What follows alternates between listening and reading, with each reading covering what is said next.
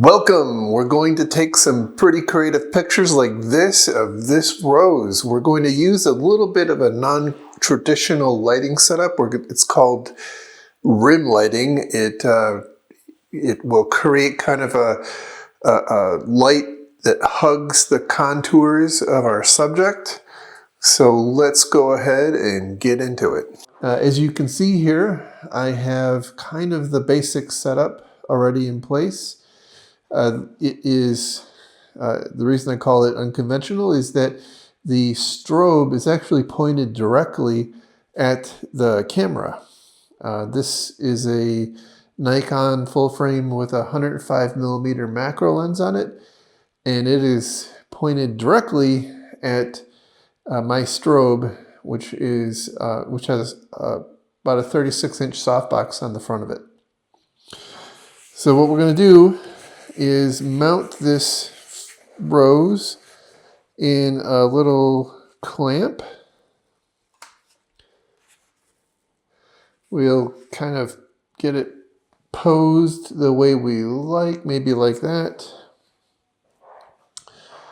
And over here you can kind of see what it will look like.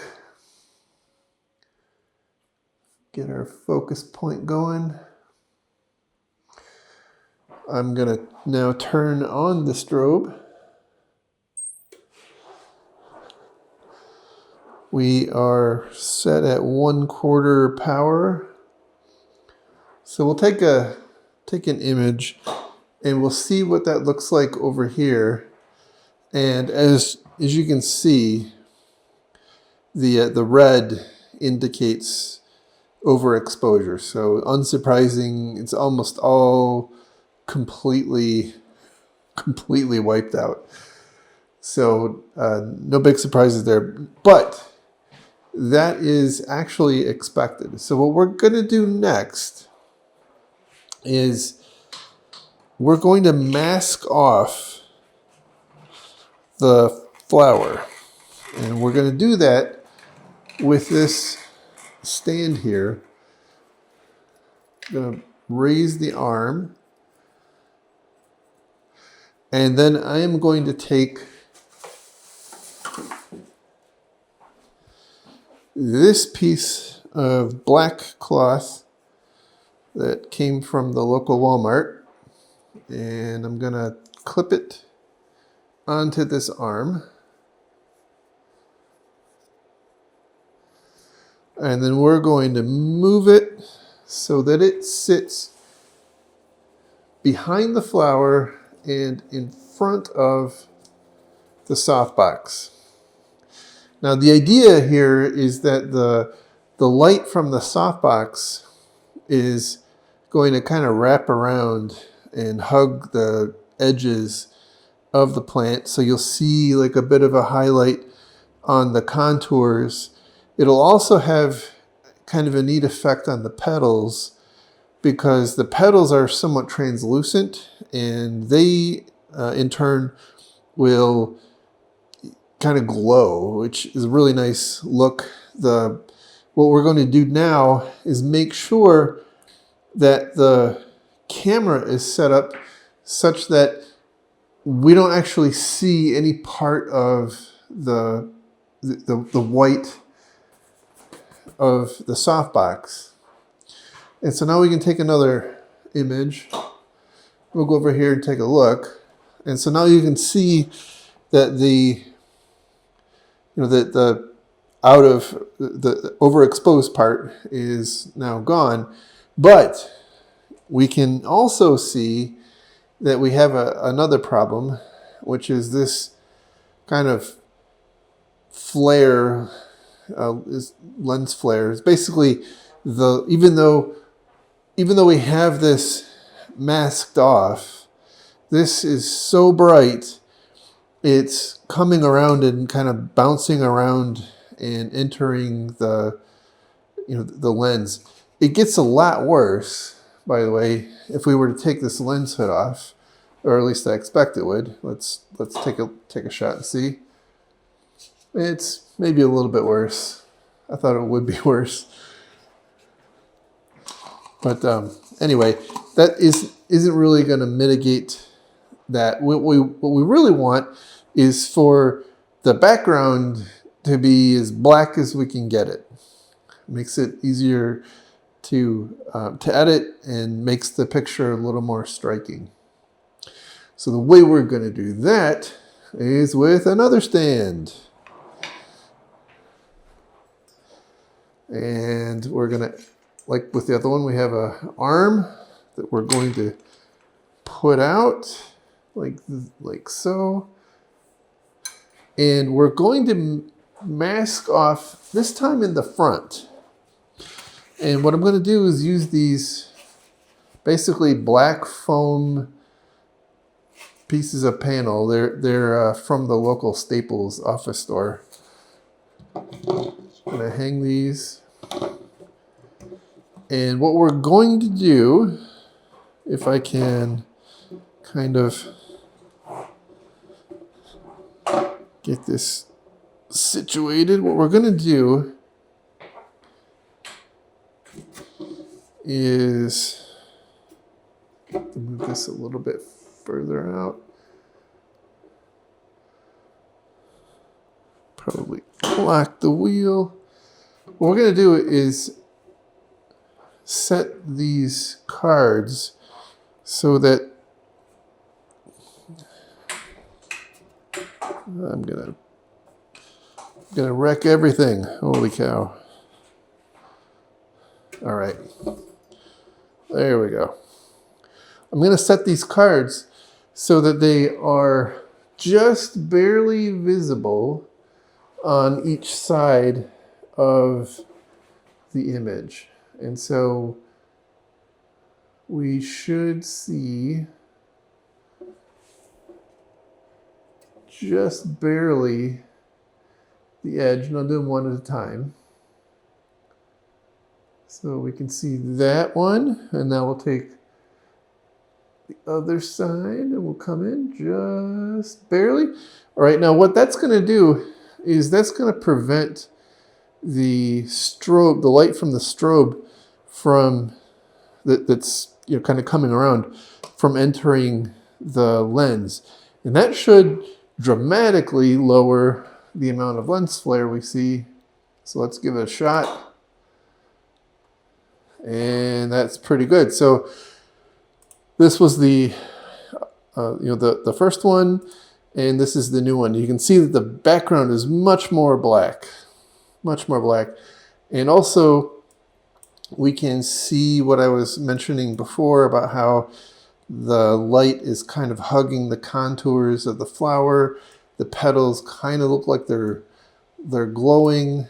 Unfortunately, this rose is probably a little bit past its prime, but it's quite nice still.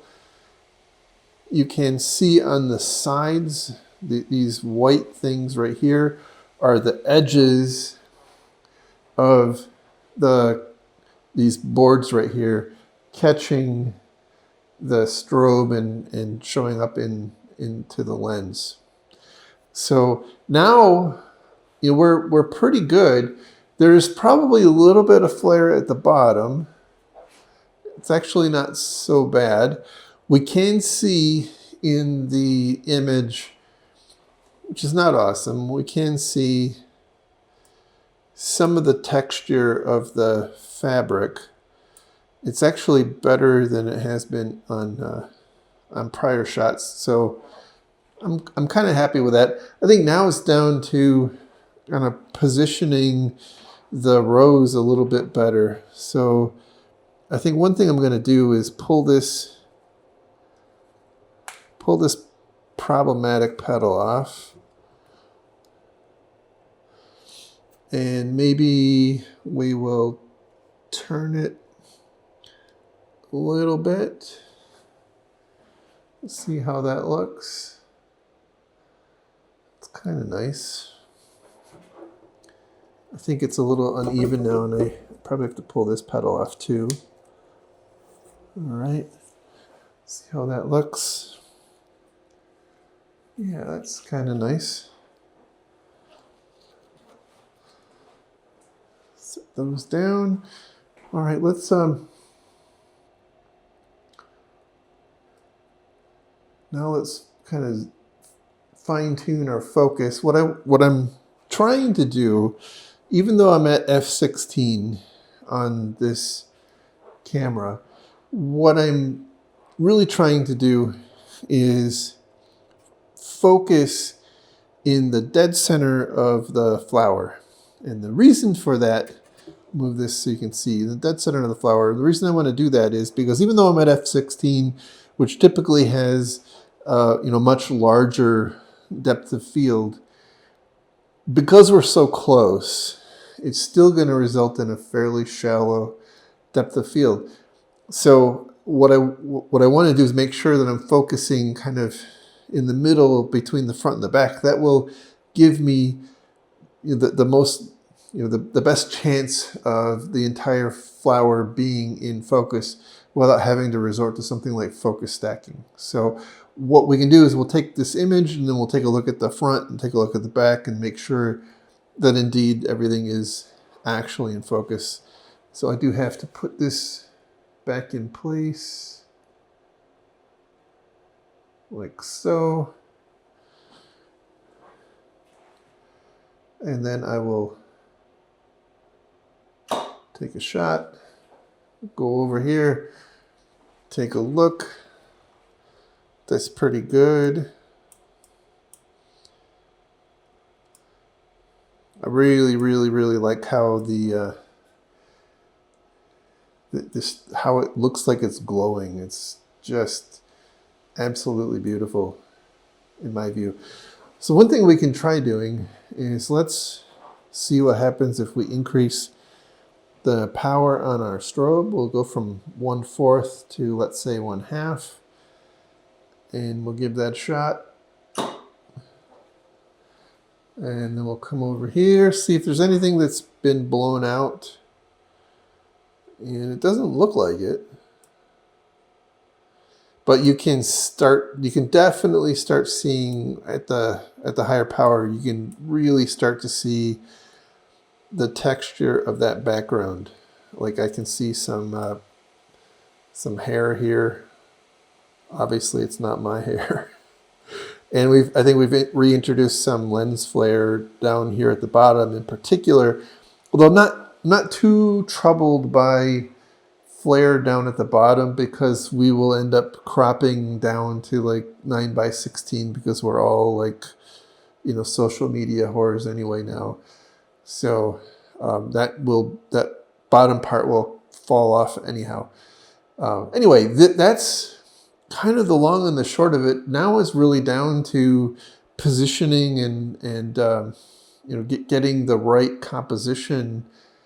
And by the way, there are a couple of tricks, a couple of things you can play with in this configuration. One of them is the distance between the flower, as you can see here, and the background. And the reason I say that is that the farther forward, let me see if I can get a good shot for you.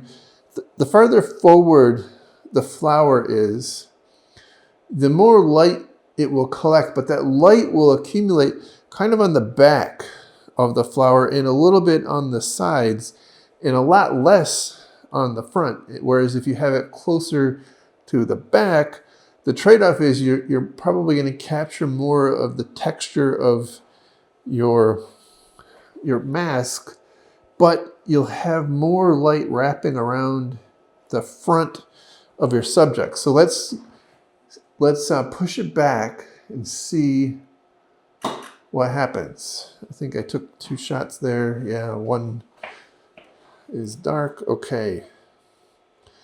So this is with it basically pressed up against the fabric on the back, and that is the where it was before.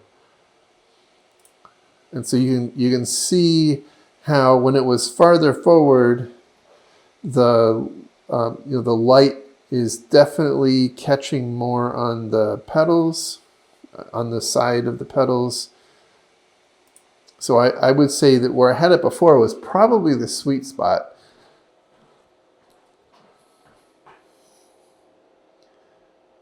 But if we were to pull it out, much further, so it was, let's say like that, I don't think we're going to like the results. Let's take a look.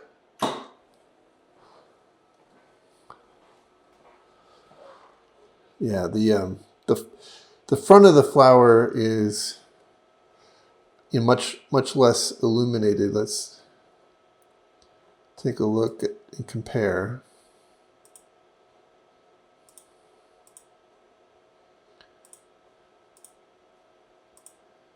There's certainly a lot more contrast between the light parts and the dark parts. And that's not too surprising because, again, the light has to kind of wrap around, and the further away it is, the less likely that's going to happen.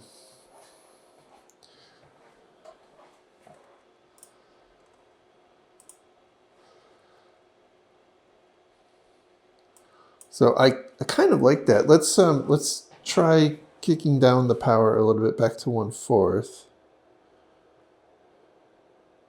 Because I think we're not comparing apples to apples here.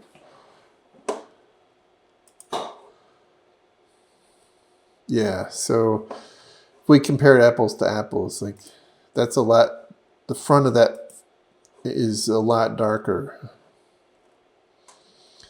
And the interesting, the green parts, like the stem and the leaves, are, I think, much more prominently illuminated when it's further forward. So it'll be interesting to see after a little bit of post-processing which one I think looks better, but you kind of get different different feels based on how far it is away. I think the sweet spot, though, from what I have been seeing, is just a couple of inches from the mask at the back. Still gives you some illumination on the edges, but also gives you a little bit of wraparound on the front. So let's take one more shot. And then the other thing I want to try is pulling this forward. And then because I've pulled it forward, I'm going to increase the flash. And let's see at full power what happens. Whew. Yeah, that's blown out. It's really blown out the flower. So let's back it off a little bit. We'll go back to, let's see there. Let's see what happens. And we still have some clipping going on. So I think half power is probably where we're stuck. Let's see. Yeah, we still have some clipping, and I think the reason for that is we are we're much further up, so we're getting light actually now coming through the back of the petals, and that's actually causing the overexposure. So we'll go back down to 1/4 and try again. Yeah, and there we are. I think the background is nice and black. The flower is kind of dark in the front.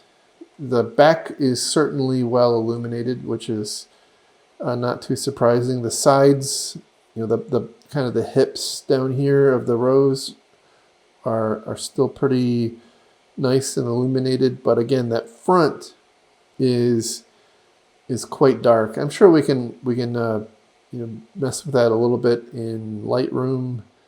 But anyway, there you have it. That is taking some fancy rose pictures using a somewhat creative non-standard lighting technique. Again, it's called rim lighting. I will post pictures at the end of this video after I have some time to edit them. And I would love to know if this was interesting. There are any other techniques that you would recommend I try. For reference, my passion is creative photography of flowers. I've kind of been doing this for a little while. I mainly take pictures of orchids, but I've recently gotten into just some other types of flowers like roses and whatnot. So anyway, I would love it if you subscribed and gave me a like, drop a comment. I appreciate you. I hope you have a wonderful day. Take care.